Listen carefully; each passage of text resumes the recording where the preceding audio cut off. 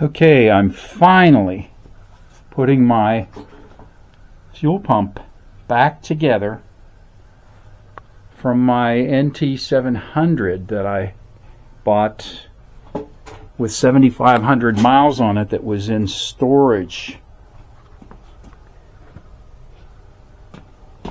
And all this stuff must have been hardened in the bottom of the fuel tank.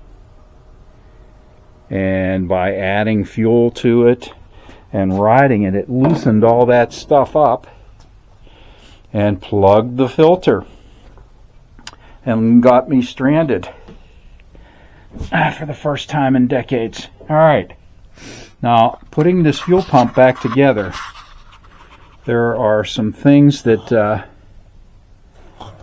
I'm so glad I made a video showing where everything goes and the orientation of like this bracket. So I'm making this video, a picture's worth more than 1,000 words, so I'm making this video for people. I'll show you what I had a little bit of difficulty with, was orientating the fuel pump bracket. Goes on top. There's a screw there, and there's a screw there. And don't put this wire from here in. That just slides under there, and then the end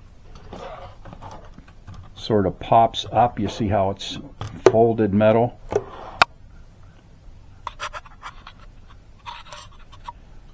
Anyway, that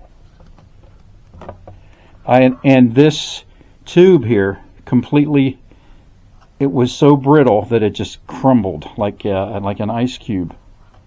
So I had to cut a piece of hose and replace it. It comes down to this bracket. And these there's two little pieces of metal there that are folded over that have the threads. It's a tab that goes over this upright here and here. And make sure you plug this wire from the fuel pump into the pump, where it's a power wire. Plug it into the pump before you slide the pump into place. Okay, and on the fuel pump, there's on the bottom, there's two connections coming in to feed everything.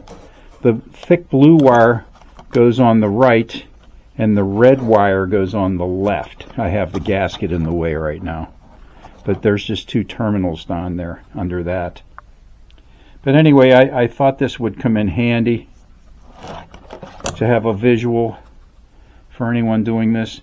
And there's a secret. Now, I thought it freaked me out for a little bit, because I thought, how the hell do I put this gasket on? And here, you can put the gasket on over top of this. So this is for anybody that has taken their fuel pump off to change the filter or replace the fuel pump. This is how it goes. Float on top.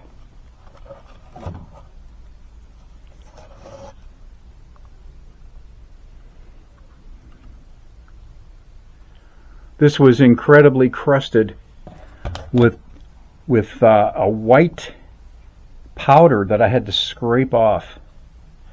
And I've never seen that before in decades of work. You can see some of it still on those rubber boots covering the power terminals.